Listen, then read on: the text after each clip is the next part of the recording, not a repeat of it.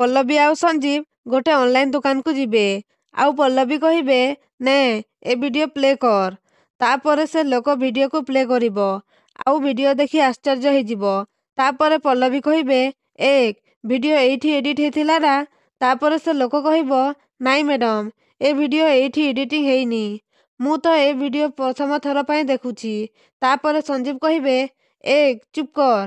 ଏ video viral ହେଇ ଚାରିଆଡ଼େ ବୁଲିଲାଣି। ଆଉ ସେଇଥିପାଇଁ ମ୍ୟାଡ଼ାମ୍ ଚାକିରିରୁ ସସ୍ପେଣ୍ଡ ହେଇ ସାରିଲେଣି। ଆଉ ତୁ କହୁଛୁ ତୁ ପ୍ରଥମ ଥର ପାଇଁ ଦେଖୁଛୁ। ତାପରେ ପଲ୍ଲବୀ କହିବେ, ଇଏ ମିଛ କହୁଛି ସାର୍।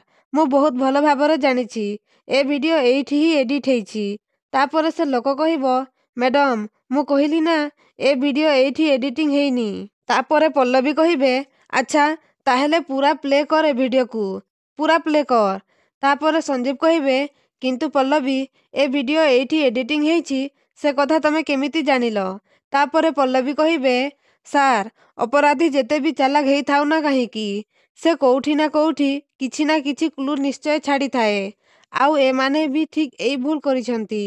ଏ ଭିଡ଼ିଓ କ୍ଲବର ଲାଷ୍ଟକୁ ଗୋଟେ ଫ୍ରେମ୍ ଅଛି, ଯାହାକି କିଛି ସମୟ ଭିତରେ ପାସ୍ କରି ଯାଉଛି। ଆଉ ସେଥିରେ ଏଠିକାର ନମ୍ବର ଲେଖା ଅଛି। ତାପରେ ପଲ୍ଲବୀ ନିଜେ ସେ ନମ୍ବର ବାହାର କରିବେ। ଆଉ କହିବେ, ସାର୍, ଏ ନମ୍ବର ଦେଖନ୍ତୁ। ଏ ନମ୍ବର ଏଠିକାର କି ନାହିଁ ସତ କହ। ତାପରେ ସଞ୍ଜୀବ କହିବେ, ଇଏ ପୋଲିସ ଇନଭେଷ୍ଟିଗେସନ। ମ୍ୟାଡ଼ାମ୍ ଯାହା ପଚାରୁଛନ୍ତି ସବୁ ସତ ସତ କହ। ନହେଲେ ଭିଡ଼ିଓ ଚକ୍କରରେ ସିଧା ଲମ୍ବା ଦିନ ପାଇଁ ଭିତରକୁ ଯିବୁ। ତାପରେ ସେ ଲୋକ କହିବ, ସାର୍, ଏ ଭିଡ଼ିଓ ଏଇଠି ଏଡ଼ିଟ୍ ହେଇଥିଲା। ରୁହନ୍ତୁ, ସେ ଲୋକର ଡିଟେଲ୍ସଟା କହୁଛି। ପୁଣି କହିବ, ତା ନାଁ ହେଉଛି ଦେବେନ୍ଦ୍ର ନାୟକ।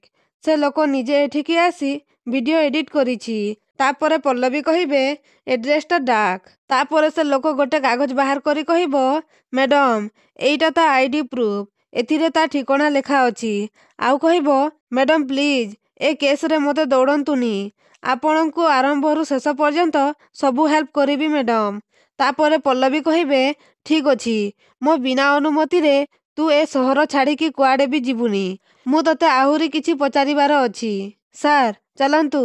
ତାପରେ ବାହାରକୁ ଆସି କହିବେ, ସାର୍, ଇଏ ହେଉଛି ସେଇ ଲୋକର ଆଡ୍ରେସ୍ ଯିଏ ଏ ଭିଡ଼ିଓ ସୁଟ୍ କରିଛି। ୟା ବିଷୟରେ ମୁଁ ସବୁ ଡାଟା କଲେକ୍ଟ କରି ସାରିଛି। ଏଣ୍ଡ ଜଣେ ଆଇ ୱିଟନେସ୍ ତାଙ୍କୁ ନିଜେ ସ୍ପଟ୍ ଉପରେ ଭିଡ଼ିଓ ସୁଟ୍ କରିବାର ଦେଖିଛି।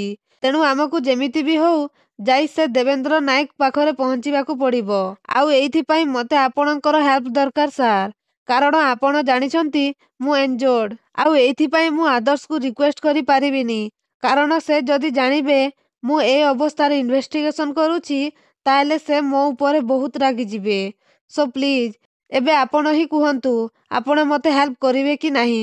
ତାପରେ ସଞ୍ଜୀବ କହିବେ, ଅଫକୋର୍ସ ପଲ୍ଲବୀ, ତମେ ମୋତେ ଯେତେବେଳେ ଚାହିଁବ ମୁଁ ସେତେବେଳେ ତମକୁ ହେଲ୍ପ କରିବି। ମୋତେ ସେ ଲୋକର ନମ୍ବର ଦିଅ। ତାପରେ ସେ ଲୋକକୁ କଲ୍ କରିବେ। ଆଉ କହିବେ, ନମ୍ବର ସୁଇଚ୍ ଅଫ୍ ହେଉଛି। ତାପରେ ପଲ୍ଲବୀ କହିବେ, ସାର୍, ଆମେ ଆଉ ଅପେକ୍ଷା କରି ରହିପାରିବାନି।